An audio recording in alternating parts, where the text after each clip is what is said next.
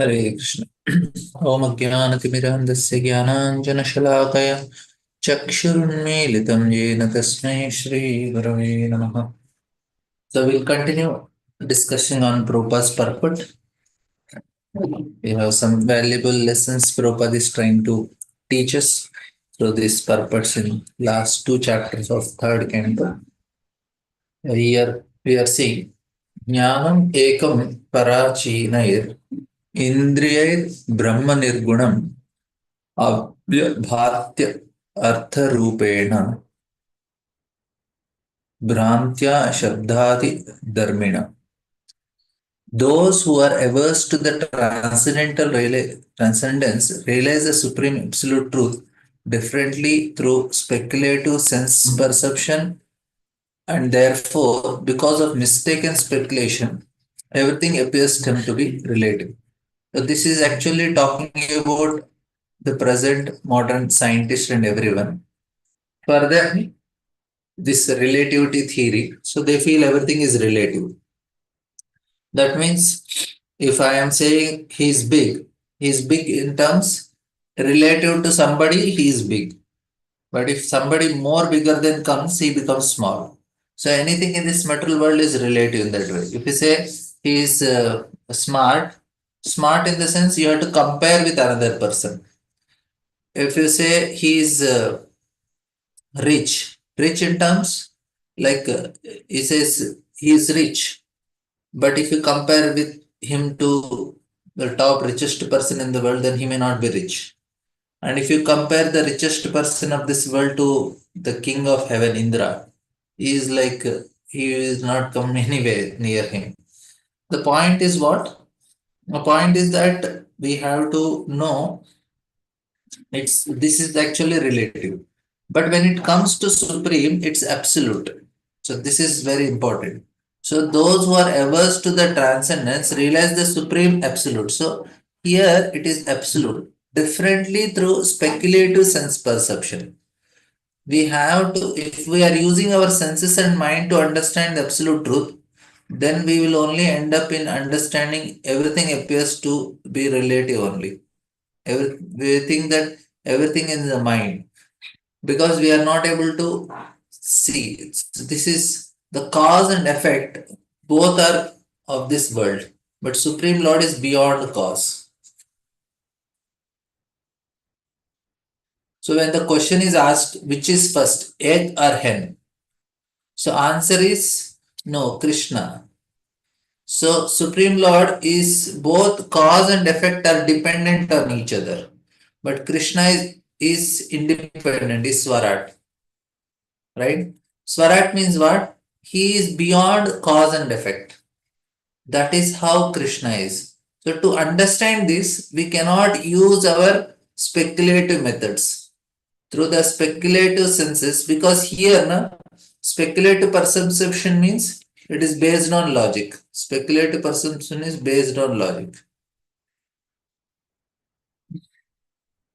So with logic, we'll never be able to understand what is the truth. So that is the important thing. We will not be able to understand the truth by logic. We have to go after some time beyond logic. That's why absolute truth is achintya, sarvatita, sarvascharya, sarva achintya swabhava. That is, achintya is it's beyond the logic, beyond reasoning. Why it is like that? No reason. For something to understand in material world, we need some reasoning. But after that, we cannot understand by reasoning. The supreme absolute truth, personality of Godhead is one. Prabhupada explained. He is spread everywhere by his impersonal feature. This is clearly explained in Bhagavad Gita. Like when we say, na, taddedet tannu taddure tadvantike tadantarasya sarvasya tadu sarvasyasya bahyata. He is near also, he is far also. He is inside also, he is outside also. How is it possible? And what? It is beyond logic. That's why he is very far, he is very near. He is everywhere, but he is localized at one place also. So such contradictory statements of Upanishads can be reconciled only when we understand the inconceivability of the Supreme Lord and limitations of our senses. That is the point here.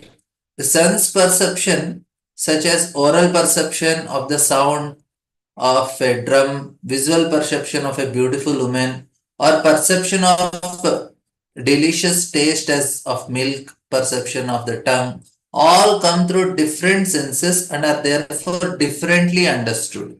Therefore, sensory knowledge is different in different categories.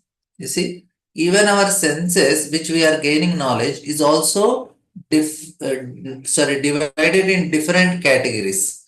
What my eyes can see, what my tongue can taste, both are different only. Something is seeing, something is tasting.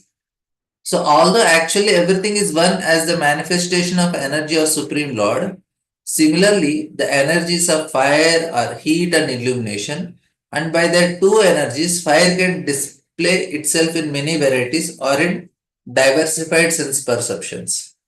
Now, here comes another point. Like Mayavadi's philosopher declared this diversity to be false. So, this is the main problem with them. They say how it can be so many varieties. For them, variety is very difficult. They are, Advaita. Everything is one only. But Vaishnava philosophy do not accept the different manifestation as false. They accept them as non-different from the Supreme Personality of Godhead because they are a display of his diverse energies.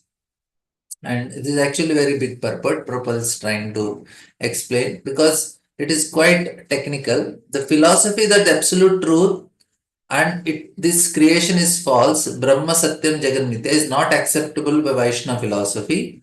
The example is given that although all that glitters is not gold, this does not mean that glittering object is false. Prabhupada says, for example, an oyster shell appears to be golden. This appearance of golden hue is due to only to the perception of our eyes, but that does not mean that the oyster shell is false. What Prabhupada is trying to tell is, we are seeing something. Okay, you may say my understanding is false, but it does not prove that the object is not there. The way I am seeing the object is wrong, but does not prove that object is only not there. So the form of Krishna is to be understood as it is described in the books of knowledge such as Brahma Samhita, and Prabhupada further continues, we have to acquire knowledge about him. Therefore, it is said, Jnanam Ekam. And this is very, very fundamental thing. It is because of such mental speculations that the conditioned soul remains in ignorance under the spell of illusory energy. And it is all applicable to all of us. We are in the conditioned nature. Why? We always use our mind to understand things. As long as we are using our intelligence to understand, we will not be able to reach. One fine day, we have to know that I cannot understand. Then what? Then you need spiritual emotions to understand the Supreme. We cannot understand with material intelligence and logic. What is the requirement is spiritual emotions. I will explain. Spiritual emotions. And what is this spiritual emotions? This is called Sharanagati. That is surrender. Anukulyasya sankalpo, Patikulyasya varjanam, Rakshishati vishwaso, Gotritya varnanta. So these are the six principles of Sharanagati, surrender, and that develops spiritual emotions where we can access the absolute truth, not by mental speculation. So what is the way to achieve? To surrender to the Supreme Lord. When you go to Supreme Lord and surrender to Him, then He will reveal Himself. That is the only way we can understand because it is beyond logic, beyond speculation, and beyond time and everything. So, for understanding why Mayavadis feel difficult because they don't surrender to Supreme Lord. Krishna Mamevaye Prapad. We have to go to Him, Prapadyante. Manmanabha Madbhakto. Satatam Kirtayanta. Why Lord is telling all these things? This principle. So the principle is very simple because we are attached to this world. This is because of ego. We'll come to that point. Just we'll finish few things which Prabhupada is trying to tell. It says that the Supreme Personality of Godhead has to be understood by the transcendental sound vibration by him in Bhagavad Gita. So another important point Prabhupada is trying to tell is we can understand Supreme Lord not by material sound vibration. The sound vibration should be no, it is beyond this material nature. That sound vibration we can understand. Bhagavatam is like that, apaurushaya. The sound vibration which is beyond the material. So the shlokas of Bhagavatam are not of this material world. Like Golokera Premadana Harinama Sankirtana. The sound vibration is not of this material nature. And that's what it is said that the purified absolute vision of Bhagavad Gita is compared to the river Ganges. Ganges water is so pure that it can purify even the asses and cows. But anyone who, disregarding the pure Ganges, wishes to be purified instead by the filthy water flowing in a drain cannot be successful. Similarly, one can successfully attain pure knowledge of Absolute only by hearing from the Absolute Himself. And it is clearly said that those who are averse to the Supreme Personality of Godhead speculate with their imperfect senses about the nature of Absolute Truth. And this is another problem is because of our ego problem. We cannot understand, and to overcome ego, we always have to remember three things: first is respect, gratitude, and humility. So, only three things to overcome that false identification, the false ego. Formula is very simple. And it is said that the formless Brahman conception, however, can be received only by oral reception, not by personal experience. Knowledge is therefore acquired by oral reception. This is the important formula. We have to hear. More we are hearing, more we are becoming closer to Krishna. It is confirmed in the Vedanta Sutra. Shastra Yonitvat. One has to acquire pure knowledge from the authorized scriptures. So called speculative arguments about the absolute truth are therefore useless. So we have to go to Guru here, respect him, have gratitude, and serve him with humility. We will attain. This principle applies in anything, in any relationship. What to speak of relation with Krishna? This is compulsory only. If you want to have good relation with anybody in this world, we need to have these three things. And with the Supreme Lord, the same things. So we can be happy in this material world, and after this, we can go back to spiritual world and be with Krishna if we have these principles followed. Even in deep, the actual identity of living entities is consciousness, which is always present while living entities awake, dreaming, or in deep sleep. Even in deep sleep, he can perceive by consciousness whether he is happy or distressed. Thus, when consciousness is displayed through the medium of subtle and gross material bodies, it is covered. But when the consciousness is purified in Krishna consciousness, one becomes free from the entanglement of repeated birth and death. When uncontaminated pure knowledge is uncovered from the modes of material nature, the actual identity of living entity is discovered, is eternal servitor. So, what is happening? This identity is what is the problem. So, this is called real ego. So, and to come to real ego, these are the things. I don't know, to come to real ego. So, we need to overcome, we need to practice respect, we need to practice gratitude, we need to develop humility. That will work. And then we come to the actual identity. So what happens is soul has this two, the consciousness has two things. One is stability, we discuss this. One is concentration and calmness. Shantitvam, it is actually peace. And another is stability. So these are the two qualities of consciousness. What is that? Peace and stability. Now, because of this ego, false ego, we don't have peace, also, we don't have stability. And if we are peaceful and we are stable, then only we are happy. This is actually the formula to be happy.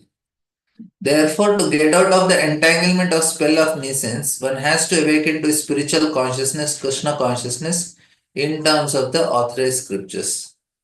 यथा महानहं रूपस्त्रिवर्पाञ्चव स्वराट् एक एकदशाविदस्तस्य वपुर्अद्दं जगत् यतः. From the total energy, the Mahat Tattva, I have manifested the false ego. Now, what happens is Mahat Tattva is actually neutral state. So this is like it is like a internet, all the internet. And then I have manifested this false ego. So this false ego is our own separate web page or our own drive, Google Drive, or based on our mail ID, we have our own Google Drive. So this what ego does, na, it makes a block. It makes a solid block. That's why ego is compared to earth. This is actually fixing us. We are, this is a new internet is there. In everybody has their own account in the internet, right? I have my own email ID, my drive. My things are stored in it. So it separates us from the universal what do you say, internet. Similarly, this Mahatattva, it is like Chitta also, this is called. This is Chitta. So here it gets separated in the forms of ego. The three modes of material nature, the five material elements, the individual consciousness, the 11 senses, and the material body, similarly, the entire universe have come from the Supreme Personality of Godhead. This is how we are separated from everybody. So some people, they can, by their practice of meditation, they give up this covering of this false ego. Then they get access to the whole internet. That's why they are able to read the mind of other people, because they get access to other person's account also. Their boundaries are not there. They can see in what is there in their hard disk, what is there in their computer. Like that, they get access to the people's mind. Of course, not everything, but some things, like a person comes and write in front of him. He need not see. Like some astrologers are there, or some people who become famous. You go to astrologer, you just go to him, he'll give a paper and pen. He said, you write and put in your pocket. And immediately he can tell what you are came for, what is your situation, what is your problem. You did not show to him, you kept in your pocket, and he can read it. So this is some of the things that happen. So the point is, this is all created by the Lord, how it came. The Lord is described Mahatpada, which means that the total material energy known as the Mahat Tattva is lying on at his lotus feet. The origin of the total energy of the cosmic manifestation is Mahat Tattva. From Mahat Tattva, all the other 24 divisions are sprung, namely the 11 senses, including the mind, the five sense objects, the five material elements, and then consciousness, intelligence, and false ego. The Supreme Personality of God is called Mahat, is the cause of Mahat Tattva. And therefore, in one sense, because everything is an emanating from the Supreme Lord, there is no difference between Lord and the cosmic mind. Now, here comes the big point here, that what is here, whatever is from Mahat Tattva, it is all, it is the causal ocean.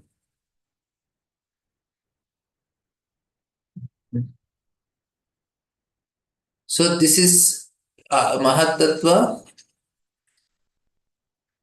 From there, Lord is lying in causal ocean. So here, this material world is of material world is cause and effect. So that's why it is causal ocean. That the material world always has cause and effect. But Lord is beyond this causal ocean. That is called Paravyoma. right? It is after that. It is beyond causal ocean. That means it is beyond cause and effect.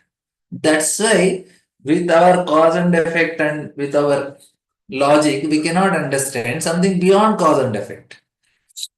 In this world, you see any action, this action is performed because of certain reaction, this action is happening, and this action will create another reaction.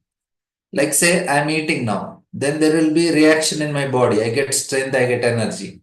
If I don't eat, another reaction will happen. So there is always cause effect, cause effect, cause effect. That's why this is called causal ocean. This is the separation is causal ocean. But Lord is beyond that, so we cannot understand why Lord is doing some activities. That's why. But at the same time, cosmic manifestation is different from the Lord. The word Swarat is very significant here. Swarat means independent. So Lord is Swarat. The Supreme Lord is independent and the individual soul is also independent.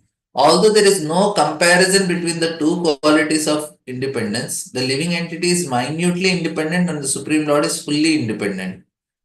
As the individual soul has a material body made of five elements and the senses, the Supreme Independent Lord similarly has the gigantic body of the universe.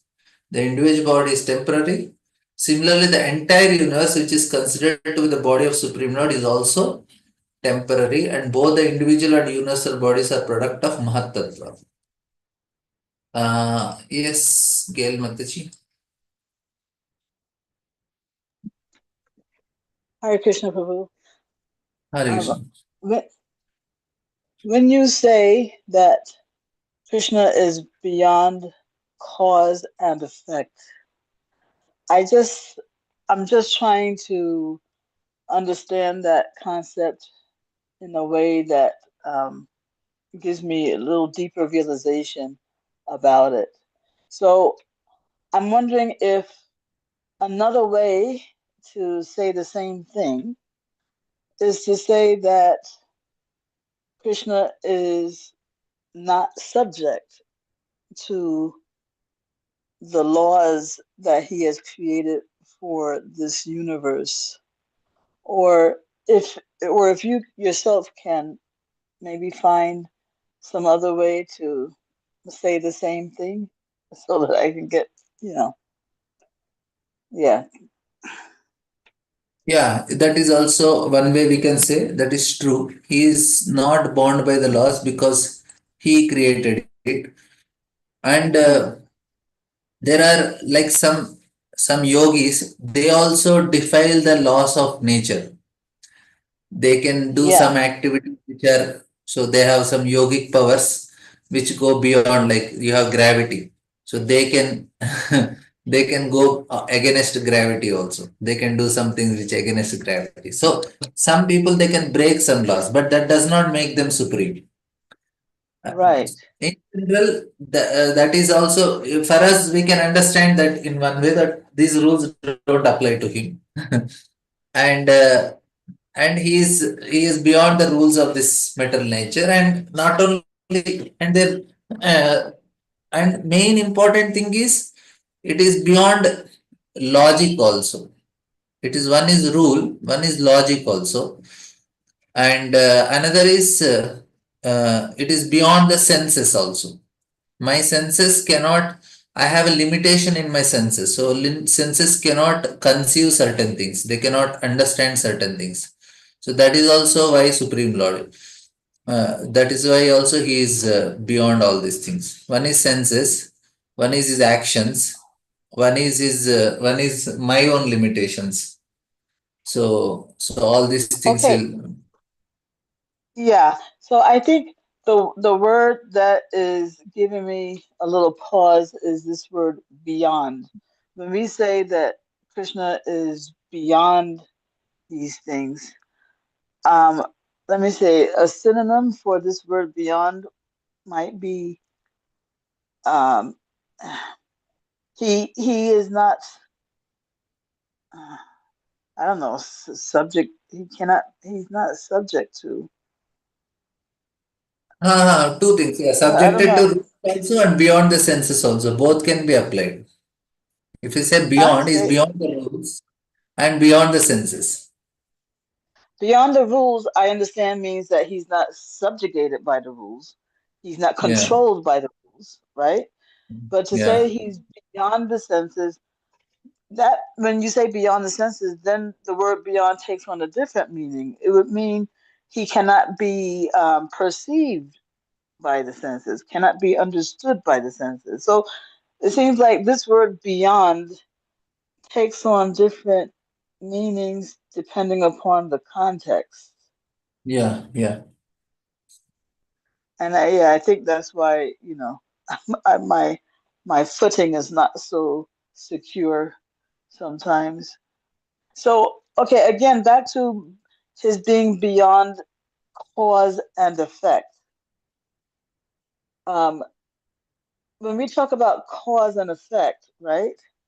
We are talking about I don't know the laws that govern this universe, right? yeah, I mean that's the synonym for this, no? yeah, yeah, yeah. So if he is, yeah, so to say that he is beyond cause and effect is the same as saying, well, the laws of this universe do not control him, dominate him, whatever. He determines those laws. The laws don't determine him. Yeah. Okay, but like you said, but even the mystic yogis are, in a sense, beyond cause and effect. But Mhm. like you said, just No, because they are, they can also defy the laws of nature. Like some laws, they are there in this world. If you say he's beyond the laws, there are some sages and all, they also go beyond the laws. yeah, Like according to the law, you have to grow older as the age progress. But the four Kumaras, they decided no, we will not become older. So they remained young. So they had their mystic powers, which made them continuously remain young in spite of the age is progressing. So they defiled certain rules. So they have some abilities to go beyond the rules which are created in the universe. Uh, but that does but not means people may argue, okay, this is possible for them also. But Krishna is not only just beyond rules, he is beyond senses also. beyond senses means he cannot be perceived by senses. Ah, he cannot be perceived. Okay, the fact that the yogis can, I don't know, defy certain laws, material laws, that by still they cannot be considered supreme, even though the supreme too cannot. I mean, defies can defy laws, and the reason why we cannot call them supreme is because they're not um, self-sufficient. They still depend on the supreme Lord for their existence. Or why why else would you say that we cannot consider them supreme, even though they have this in common, right, with the supreme Lord, that they are able to transgress the laws of material nature. Yeah, because they are conceivable. You can understand them because they are also limited. They are material. They are in the material world. So spirit soul is unlimited, but in one level. But they we can understand them. So I know okay, these are four Kumaras because they are limited in terms of geographical limitations they have in terms of space, in terms of other dimensions. We know them. We can understand that okay, if they are here means they are not there in every place. But when it comes to if they are in Brahmaloka, they can be, if they can expand some 40, 50 maybe, but they cannot be unlimited in every corner of the universe. They cannot be everywhere. Lord, like Lord Shiva, he can know what is happening in all living entities' heart. But still he is not supreme because there are some limitations to him also. He and so he cannot have unlimited amount of form like Mahavishnu.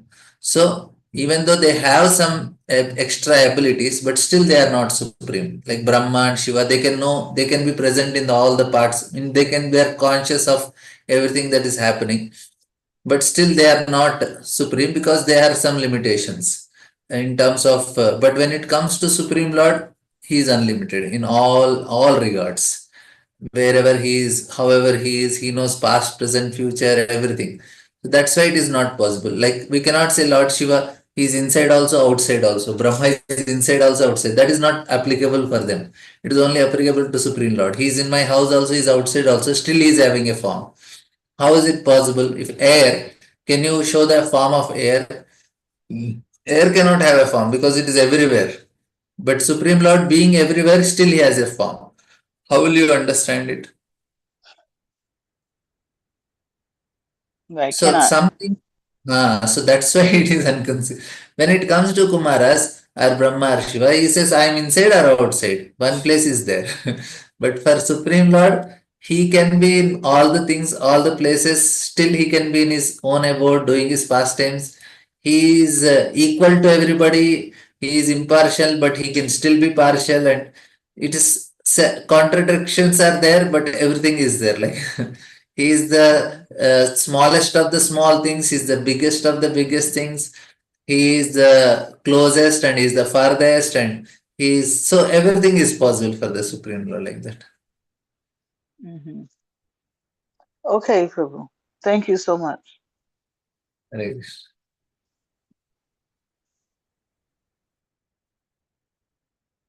Yeah, beyond senses means beyond understanding of our senses. Yeah. It is like I have my eyes can see certain things, but we cannot understand the Lords with the help of our eyes. We cannot understand the Supreme Lord with the help of ears. He is always beyond the senses only. With I can now I can say what is this mountain or a hill or is a room. With the help of my eyes, I have some understanding. Okay, room means like this, hill means like this. But when it comes to Supreme Lord, no, we cannot say like that. It is beyond certain. It's like it is such a subtle thing, we will not be able to understand on a material level. It should be understood at a spiritual level only. Like soul, we cannot, even soul itself is unconceivable, what to speak of supreme soul. Even our atma, Krishna tells in Ascharyavat Paschit Kaschit Enam, he says it's so amazing. It is inconceivable. Krishna is clearly telling in Bhagavad Gita. Yes, Gil Mataji, you have still. Yeah, yeah, just one point. We say that he is beyond our senses, but we do perceive his deity form with our material senses, no? Deity form which is He, non-different out from of us. his compassion, he manifests that form. That is, he can manifest in the form of a deity and he can unmanifest also. It is up to him to manifest. That is his power. He has that ability to do this activity of manifesting wherever, whenever he want, wherever he want, the whatever form he want, is completely free to manifest. He can come as a boar, he can come as half man, half lion, he can come as a sage, he can come as a small boy, wolf, and whatever he want. He can come as a deity. He don't have any rules. He can just manifest himself anywhere, like a book, Yes, Bhagavatam, like Ganges water, or anything like that. yeah, but still I'm trying to understand that if he who manifests as his deity form in the temple or even in our homes, right? Then how come we also say that we cannot, and he did that, he manifests as his deity form because we don't have spiritual eyes, I guess, to see him. So if that is the case, then why do we say that we cannot see Krishna with our material senses, even though he has come in the form of deity because of that limitation?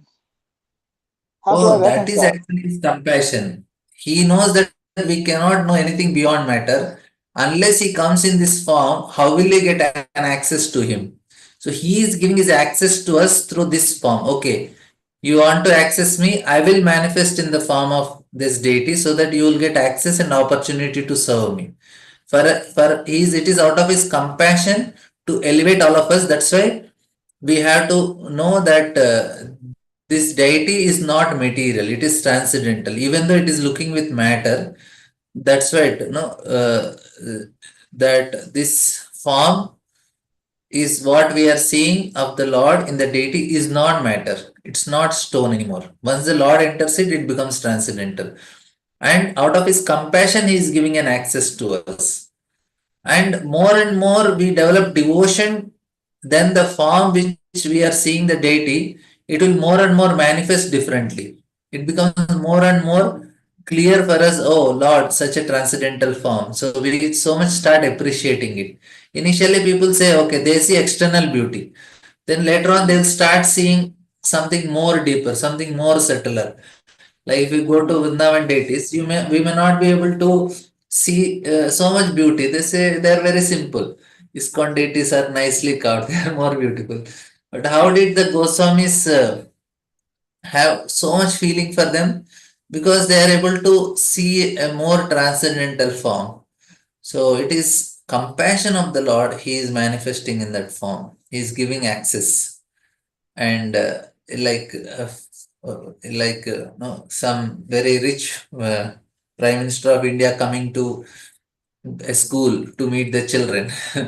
So it is Uh-huh. out of his love he is coming and giving the access, but it is not Uh-huh. possible for us to directly perceive him otherwise, because we perceive, we are able to hear his katha and see his form, taste his prasadam. All these things are the divine aspects of the Lord that has connection with chit potency. That is the reason we don't get bored when we go to spiritual items. Like if you chant the same name, Coca Cola, Coca Cola, we get tired. When we chant Hare Krishna, why we don't get tired? Because it is not material. Material thing is have two qualities. It is boring and it is temporary. Chapala Sukh. It is actually, but when it comes to spiritual, it is transcendental, it is eternal, and it is ever increasing. That has this chit potency in it. It is directly spiritual, it is not material. That is the main difference. Any material objects you take, temporary, and it cannot give permanent happiness. Spiritual activity, the same form of deity, you can go and see every day, take darshan, they'll start looking differently only. Same Bhagavatam classes we are hearing, every day we get, same book we read, every day we get new understandings. Holy name also, every day we chant, we feel more realization. So why it is possible? Because it is spiritual, it is having the chit. Like any material item we take, the dopamine effect makes it saturated. After that, you don't get any pleasure in that object. But when we take spiritual object, the pleasure continues. It will not reduce. Another thing is that the impressions of the material impressions, they fade. But spiritual impressions, they never fade. They continue remaining. Like when we were, this example of digestive fire is there, it will take what is good, that will digest it, what is unwanted goes away. Similarly, the programming is such that the spiritual impressions will continue to remain in our consciousness because it has that chit potency, which is transcendental, which is not, which is beyond matter, like that.